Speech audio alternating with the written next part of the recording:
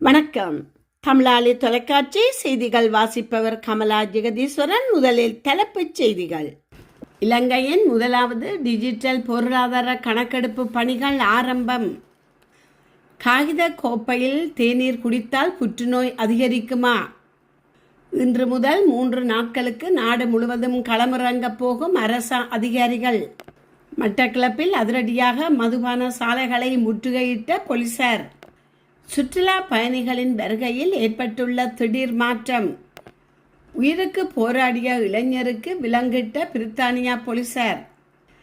Empire state கோபுர உச்சியில் சாகசம், காதல் ஜோடி செய்த காரியம். அணு சக்தி நிலையங்களை ஆய்வு செய்ய அனுமதி இல்லை என ஈரான் அறிவிப்பு. அமெரிக்கா ஈரான் பேச்சுவார்த்தை. ட்ரம்ப் வெளியிட்ட முக்கிய தகவல். நீதிமன்ற தீர்ப்பை எதிர்த்து தொடர்ந்து போராடும் ட்ரம்ப். வெள்ளை மாளிகை அறிவிப்பு. இனி தொடர்கிறது விரிவான செய்திகள். 2025-2026 ஆண்டுக்குரிய இலங்கையின் முதலாவது டிஜிட்டல் பொருளாதார கணக்கெடுப்பு தொகை மதிப்பு மற்றும் புள்ளி விவர திணைக்களத்தினால் ஆரம்பிக்கப்பட்டுள்ளது. நிதி திட்டமிடல் மற்றும் பொருளாதார அபிவிருத்தி அமைச்சின் கீழ் செயல்படுத்தப்படும் இந்த தேசிய வேலை திட்டத்தின் முதன்மை நோக்கம் நாட்டின் விவசாயம் சாரா பொருளாதார நடவடிக்கைகள் குறித்த அண்மைக்கால மற்றும் நம்பகமான புள்ளி விவர தகவல்களை திரட்டுவதாகும். தரவுகளின் அடிப்படையிலான பொருளாதார திட்டமிடலுக்கு வலுவானதொரு அடித்தளத்தை வழங்கும் இத்தொகை மதிப்பு நாட்டில் தற்போதுள்ள அனைத்து கைத்தொழில், நிர்மாணம், வர்த்தகம் மற்றும் சேவை துறைகளை உள்ளடக்கியதாக முன்னெடுக்கப்படுகின்றது. இந்த தொகை மதிப்பின் முதல் கட்டமாக 50 அல்லது அதற்கு மேற்பட்ட ஊழியர்களை கொண்ட பெரிய அளவிலான நிறுவனங்களின் தகவல்களை சேகரிக்கும் பணிகள் நேற்று முதல் ஆரம்பிக்கப்பட்டுள்ளன. இந்த நவீன டிஜிட்டல் முறையின் கீழ் சம்பந்தப்பட்ட நிறுவனங்கள் தங்களுக்கு வசதியான நேரத்தில் எந்த ஒரு இடத்திலிருந்தும் சுயாதீனமாக இணையம் ஊடாக பாதுகாப்பாகவும் எளிதாகவும் வினைத்திறனுடனும் சவால்களை சமர்ப்பிப்பதற்கான வசதிகள் செய்து கொடுக்கப்பட்டுள்ளன. காகித கோப்பைகளில் தேநீர் அல்லது காப்பி அருந்தினால் உங்கள் உடல்நலத்தில் கவனமாக இருங்கள். நிபுணர்களின் கூற்றுப்படி காகித கோப்பைகளில் தேநீர் அல்லது காப்பி அருந்துவது புற்றுநோய் அபாயத்தை அதிகரிக்கக்கூடும் எனப்படுகின்றது. மக்கள் இப்போது வீட்டுக்கு வெளியே தேநீர் அல்லது காப்பி அருந்த பிளாஸ்டிக் கோப்பைகளுக்கு பதிலாக காகித கோப்பைகளை பயன்படுத்துகின்றனர். பிளாஸ்டிக் கோப்பைகளை விட காகித கோப்பைகளை பயன்படுத்துவது ஆரோக்கியமானது என்று மக்கள் நம்புகிறார்கள். இருப்பினும் மருத்துவர்களுக்கு வேறுபட்ட கருத்து உள்ளது. காகித கோப்பைகளை தயாரிப்பதில் பல ரசாயன பிளாஸ்டிக்குகளும் பயன்படுத்தப்படுகின்றன என்றும் அவை உடல்நலத்துக்கு தீங்கு விளைவிப்பவை என்றும் நிபுணர்கள் கூறுகின்றனர். ஆய்வின்படி காகித கோப்பையில் சூடான தேநீர் அல்லது காப்பி அருந்துவது உடல்நல குறைவை ஏற்படுத்தும். காகித கோப்பைகளில் இருந்து திரவம் கசிவதை தடுக்க கோப்பையின் உட்புற நீர் காபலி எதிலீன் பிளாஸ்டிக்குகள் பூசப்பட்டுள்ளது. இந்த கோப்பையில் சூடான காப்பி அல்லது தண்ணீர் ஊற்றும் போது அந்த பிளாஸ்டிக் உருகி நுண் பிளாஸ்டிக்காக மாறுகிறது. இந்த நுண் பிளாஸ்டிக் துகள்கள் மிகவும் சிறியவை என்பதால் அவற்றை நுண்ணோக்கி மூலம் மட்டுமே காண முடியும். படிப்படியாக இந்த துகள்கள் கோப்பையில் உள்ள பானத்தில் கரைந்து உடலுக்கு தீங்கு விளைவிக்கின்றன. ஒரே நேரத்தில் ஆயிரக்கணக்கான நுண் பிளாஸ்டிக் துகள்கள் வெளியிடப்படுகின்றன. சில ஆண்டுகளுக்கு முன்பு ஐஐடி கரப்பூர் நடத்திய ஆய்வில் ஏதேனும் ஒரு சூடான திரவத்தை காகித கோப்பையில் 15 நிமிடங்கள் வைத்திருந்தால் அதில் நுண்ணிய பிளாஸ்டிக் துகள்கள் வெளியாகி புற்றுநோய்க்கு காரணமாக அமையக்கூடும் என்று கண்டறியப்பட்டுள்ளது. உண்மையில் ஒரு காகித கோப்பையில் சுமார் 20,000 முதல் 25,000 வரையிலான நுண்ணிய பிளாஸ்டிக் துகள்கள் இருக்கலாம். இந்த நுண்ணிய பிளாஸ்டிக்குகள் அதிக வெப்பநிலையில் உருகி உடலுள் நுழைந்த பின்னர் அதன் துகள்கள் செல்லுலார் மட்டத்தில் செல்களின் DNA அமைப்பை மாற்றக்கூடும். இது பிற்காலத்தில் புற்றுநோயாக மாறக்கூடும். இது தவிர அலர்ஜி, கொப்பள நோயும் ஏற்படலாம். மேலும் ஹார்மோன் மாற்றங்கள் மற்றும் நோய் எதிர்ப்பு சக்தி குறைவதாலும் புற்றுநோய் ஏற்படலாம். நல்ல ஆரோக்கியத்திற்கு காகிதம் அல்லது பிளாஸ்டிக் கோப்பைகளை தவிர்ப்பது அவசியம். அதற்கு பதிலாக பீங்கான் அல்லது துருப்பிடிக்காத இகுது கோப்பைகளை பயன்படுத்துங்கள். நீங்கள் வெளியில் தேநீர் அல்லது காப்பி அருந்தினால் களிமண் கோப்பையே சிறந்த தேர்வாகும். இலங்கையில் இன்று முதல் 3 நாட்களுக்கு நாடு தழுவிய ரீதியில் விசேட டெங்கு ஒழிப்பு திட்டம் ஒன்று முன்னெடுக்கப்பட உள்ளது. பொது நிர்வாக மாகாண சபைகள் மற்றும் உள்ளூராட்சி அமைச்சின் வழிகாட்டலின் கீழ் இந்த திட்டம் நடைமுறைப்படுத்தப்படுகிறது. தூய்மையான இலங்கை வேலை திட்டத்துடன் இணைந்து நாடு முழுவதும் உள்ள மாவட்ட செயலகங்கள் மற்றும் பிரதேச செயலகங்களின் அதிகாரிகள் இந்த விசேட டெங்கு ஒழிப்பு நடவடிக்கையில் பங்கெடுக்க உள்ளதாக பொது நிர்வாக மாகாண சபை மற்றும் உள்ளூராட்சி அமைச்சர் சந்தனா அபேரத்ன தெரிவித்துள்ளார். இதேவேளை இந்த ஆண்டில் இதுவரை நாடு முழுவதும் 55,406 டெங்கு நோயாளர்கள் அடையாளம் காணப்பட்டுள்ளனர். மேல் மாகாணத்திலேயே அதிகளவான பாதிப்புகள் பதிவாகி உள்ளதாகவும் அங்கு இதுவரை 21,565 பேருக்கு டெங்கு தொற்று உறுதி செய்யப்பட்டுள்ளது. அத்தோடு அதிக ஆபத்துள்ள சுகாதார வைத்திய அதிகாரி பிரிவுகளின் எண்ணிக்கை 124ஆக அதிகரித்துள்ளது. இந்த காலப்பகுதியில் நாடு முழுவதும் டெங்கு தொற்று காரணமாக 32 மரணங்கள் பதிவாகியுள்ளன. அதிகரித்து வரும் இந்த தொற்றுவை கட்டுப்படுத்த பொதுமக்கள் தங்களது வீடுகள் மற்றும் சுற்றடலை தூய்மையாக வைத்திருக்குமாறு சுகாதார பிரிவினர் அறிவுறுத்தியுள்ளனர். கொழும்பிலிருந்து வருகை தந்த விசேட போலீஸ் குழு ஒன்று நேற்று 1/7/2026 மாலை மட்டக்களப்பில் உள்ள சில மதுபான சாலைகளை முற்றுகையிட்டு சட்டத்துக்கு முரணான வகையில் விற்கப்படும் ஒரு தொகை மதுபான போத்தல்கள் அடங்கிய பெட்டிகளை கைப்பற்றியுள்ளனர். விசேட போலீஸ் குழுவுக்கு கிடைத்த தகவலின் அடிப்படையில் நாடு பூராவும் இடம்பெற்று வரும் இந்த சோதனை நடவடிக்கையில் குறித்த மதுபான போத்தல்கள் அதிகளவானவை மட்டக்களப்பில் இருந்து விநியோகப்படுவதாக கண்டறியப்பட்டுள்ளது. இதையடுத்து இந்த சோதனை நடவடிக்கைகள் இடம்பெற்று வந்துள்ளது. அந்த வகையில் மட்டக்களப்பு மாவட்டத்தில் 5 மதுபான விற்பனை நிலையங்கள் முற்றுகையிட்டு மதுபான போத்தல்கள் அடங்கிய பெட்டிகள் கைப்பற்றப்பட்டுள்ளது. மேலதிக விசாரணைகளை மது வரி திணைக்களத்தின் ஊடாக முன்னெடுக்கப்படும் என்று சம்பவ இடத்தில் மதுபான விற்பனை நிலையங்கள் சோதனையிட்ட விசேட போலீஸ் பிரிவினர் தெரிவித்துள்ளனர். இவ்வருடத்தின் ஜூன் மாதத்தில் நாட்டுக்கு வருகை தந்த சுற்றுலா பயணிகளின் எண்ணிக்கை வீழ்ச்சியடைந்துள்ளதாக இலங்கை சுற்றுலா அபிவிருத்தி அதிகார சபை தெரிவித்துள்ளது. கடந்த வருடத்தின் ஜூன் மாதத்துடன் ஒப்பிடுகையில் இது 9.9% வீழ்ச்சி எனவும் தெரிவிக்கப்பட்டுள்ளது. இதற்கமைய ஜூன் மாதத்தில் நாட்டில் வருகை தந்துள்ள ஒட்டுமொத்த வெளிநாட்டு சுற்றுலா பயணிகளின் எண்ணிக்கை 1,38,241 ஆகும் என அந்த அதிகார சபை குறிப்பிட்டுள்ளது. ஜூன் மாதத்தில் 43,424 இந்திய சுற்றுலா பயணிகள் வருகை தந்துள்ளதுடன் இது மொத்த சுற்றுலா பயணிகளின் வருகையில் 35% என தெரிவிக்கப்பட்டுள்ளது. இதேவேளை கடந்த மாதத்தில் பிரித்தானியாவில் இருந்து 10,474 சுற்றுலா பயணிகளும், ஆஸ்திரேலியாவில் இருந்து 8,710 பேரும், சீனாவில் இருந்து 8,224 பேரும் மற்றும் அமெரிக்காவில் இருந்து 3,806 சுற்றுலா பயணிகளும் நாட்டுக்கு வருகை தந்துள்ளதாக இலங்கை சுற்றுலா அபிவிருத்தி அதிகார சபை குறிப்பிட்டுள்ளது.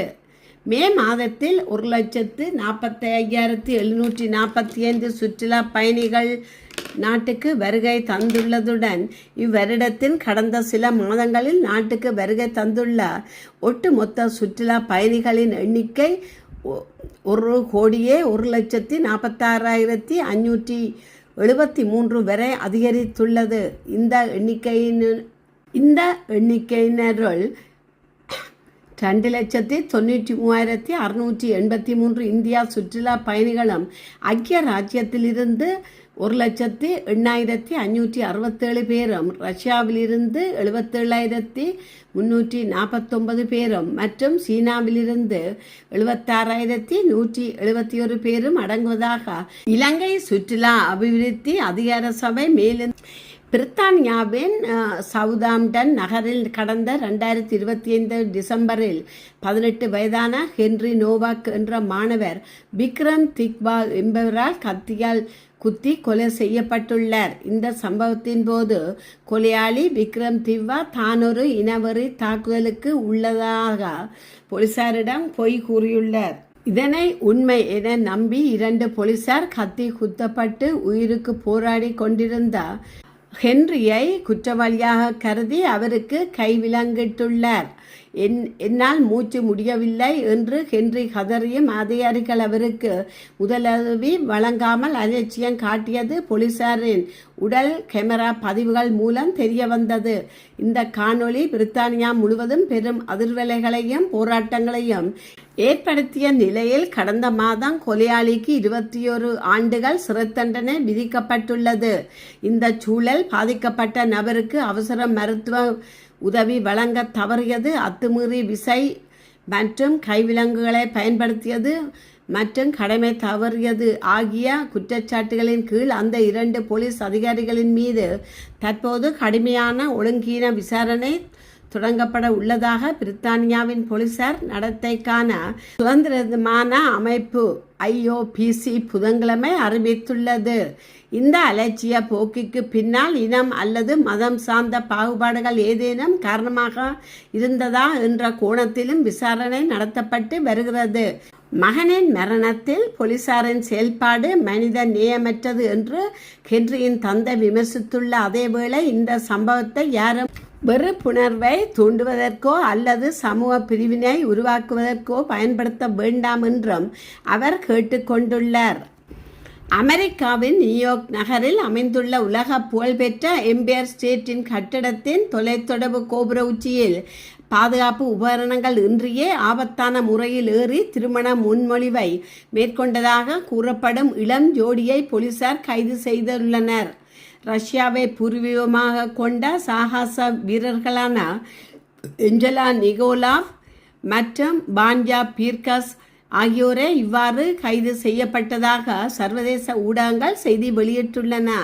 கருப்பு நிற ஆடைகளை அணிந்திருந்த இருவரும் சுமார் 1454 அடி உயரமுள்ள ஒளிபரப்பு கோபுரத்தின் உச்சி வரை கயிறுகள் அல்லது வேறு எந்த பாதுகாப்பு உபகரணங்களுமின்றி ஏறியதாக கூறப்படுகிறது.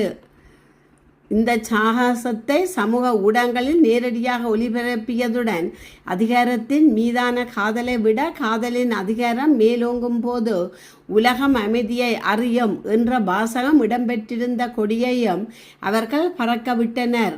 இந்த ஜோடி உயரமான கட்டடங்களில் பாதுகாப்பு உபகரணங்கள் இன்றி ஏறும் சாகசங்களுக்காக ஏற்கனவே அறியப்பட்டவர்களாகும். இதற்கு முன்னர் மலேசியாவின் 2227 அடி உயரமுள்ள மேர்டாகா 118 கோபுரத்தில் ஏறிய சம்பவமும் தொடர்பான ஆவணப்படத்திலும் அவர்கள் இடம்பெற்றிருந்தனர். எம்பயர் எஸ்டேட் கட்டடத்தின் உள்ளூர் வானொலி மற்றும் தொலைக்காட்சி ஒளிபரப்புகள் பயன்படுத்தப்படும் கோபுரத்தின் உச்சி வரை அவர்கள் சென்றதால் பாதுகாப்பு காரணங்களுக்காக ஒளிபரப்பு அலை வாங்கி தற்காலிகமாக செயலிழக்க செய்யப்பட்டதாக தெரிவிக்கப்பட்டுள்ளது. மின்சார விநியோகத்துடன் இயங்கும் கோபுரத்தின் மீது ஏறியதால் மின்காந்த அலைகளின் தாக்கத்திற்கும் அவர்கள் உள்ளாகும் அபாயம் ஏற்பட்டிருந்ததாக அதிகாரிகள் குறிப்பிட்டுள்ளனர். இந்த சம்பவம் தொடர்பாக முறையற்ற அத்துமீறல், கவனக்குறைவாக ஆபத்தை ஏற்படுத்துதல் மற்றும் ஒழுங்கீனமான நடத்தை உள்ளிட்ட பல்வேறு குற்றச்சாட்டுகளின் கீழ் இருவரும் கைது செய்யப்பட்டுள்ளதாக தெரிவிக்கப்பட்டுள்ளது. ஈரான் அணுசக்தி நிலையங்களை ஆய்வு செய்ய சர்வதேச அணுசக்தி முகவரகத்துக்கு அனுமதி வழங்கப்பட்டுள்ளதாக வெளியாகும் செய்திகளில் எவ்வித உண்மை தன்மையும் இல்லை என அந்நாட்டின் நாடாளுமன்ற சபாநாயகர் முகமது பாகர் ஹலிபாப் தெரிவித்துள்ளார். தாக்குதலுக்கு உள்ளனதாக கூறப்படும் அணுசக்தி நிலையங்களை ஆய்வு செய்வதற்கு சர்வதேச அணுசக்தி முகவரகத்தின் ஆய்வாளர்களுக்கு எவ்வித உரிமையும் இல்லை எனவும் அவர் கூறியுள்ளார். போரினால் தாக்குதலுக்கு உள்ளானதாக கூறப்படும் ஈரானின் ஃபோட்டோ நடன்ஸ் மற்றும் இஸ்பஹான் ஆகிய பகுதிகளில் உள்ள அணுசக்தி நிலையங்களை ஆய்வு செய்ய சர்வதேச அணுசக்தி முகவரம் அனுமதி பெற்றுள்ளதாக தகவல்கள் வெளியாகி இருந்தன. இதற்கு பதிலளிக்கும் வகையில் கருத்து வெளியிட்ட ஈரான் நாடாளுமன்ற சபாநாயகர் தற்போது ஆய்வாளர்களுக்கு புஷேர் மின் நிலையம் மற்றும் தெஹ்ரான் உலை ஆகிய 2 இடங்களுக்கு மட்டுமே அனுமதி வழங்கப்பட்டுள்ளதாக அவர் குறிப்பிட்டுள்ளார். மேலும் இத்தகைய அணுசக்தி நிலைய ஆய்வுகளுக்கான அணுகளை தடை செய்யவும் சட்ட நாடாளுமன்றம் நிறைவேற்றியுள்ளதாகவும் கலிபாப் தெரிவித்துள்ளார். நாடாளுமன்றமே இந்த சட்டத்தை நிறைவேற்றியுள்ளதுடன் அதி உயர்வு தேசிய பாதுகாப்பு சபையும் இதற்கு இணையான தீர்மானம் ஒன்றை ஏற்றுக்கொண்டுள்ளதாக அவர் கூறியுள்ளார். ஈரான் அமெரிக்கா புரிந்துணர்வு ஒப்பந்தத்தின் கீழ் ஈரான் அணுசக்தி நிலையங்களை IAEA ஆய்வாளர்கள் அணுகி ஆய்வு செய்ய வேண்டும் என்று அதன் தலைவர் ரஃபேல் குரேஷி கூறியதை தொடர்ந்தே கலிபாப்பின் இந்த கருத்துக்கள் வெளியாகியுள்ளன. நாங்கள் விரைவில் அங்கு செல்வோம் என்று நம்புகிறோம் என்றும் ரஃபேல் குரேஷி குறிப்பிட்டிருந்தார். ஈரானில் அணு ஆயுத நீக்க நடவடிக்கை சிறப்பாக நடைபெற்று வருவதாக அமெரிக்க ஜனாதிபதி டொனால்ட் ட்ரம்ப் தெரிவித்தார். கடந்த 3 இரவுகளாக ஈரானை கடுமையாக அமெரிக்கா தாக்கி வருகிறது. இருந்த போதிலும் நாங்கள் இப்போது நன்றாக பழகி வருகிறோம் என குறிப்பிட்டார். கத்தார் வழங்கிய ஏர்ஃபோர்ஸ் 1 விமானத்தில் வடக்கு தொஹாவுக்கு அதிபர் ட்ரம்ப் பயணம் மேற்கொண்ட போது செய்தியாளர்களுடன் ஈரான் உடனான பேச்சுவார்த்தை குறித்து பேசிய அவர், ஈரானில் அணு ஆயுத நீக்க நடவடிக்கை நேர்மறையாக நடைபெற்று வருகிறது. கடந்த 3 இரவுகளாக ஈரான் மீது தாக்குதல் நடத்தியிருந்தாலும் அந்நாட்டுடனான உறவு சுமூகமாகவே உள்ளது. போர் நிறுத்தம் குறித்த பேச்சுவார்த்தையையும் முன்னேற்ற பாதையில் உள்ளது என குறிப்பிட்டார்.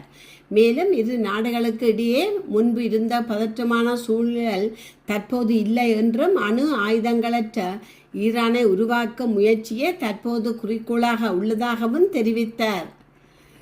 ஈரான் அமெரிக்கா இடையே நடைபெற்று வரும் போர் நிறுத்தம் தொடர்பான பேச்சுவார்த்தைகளின் கத்தாரில் சமீபத்தில் நடைபெற்றது.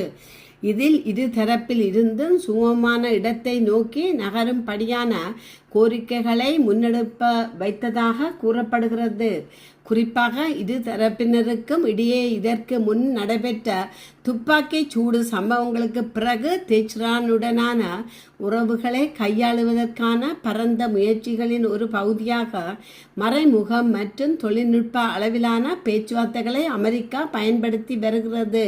அமெரிக்காவில் பிறக்கும் குழந்தைகளுக்கு தானாகவே குடியுரிமை வழங்கப்படும் பிறப்புரிமை குடியுரிமை சட்டத்தை ரத்து செய்ய கோரி ஜனாதிபதி டொனால்ட் ட்ரம்ப் பிறப்பித்த உத்தரவை அந்நாட்டு உச்ச நீதிமன்றம் அண்மையில் நிராகரித்தது.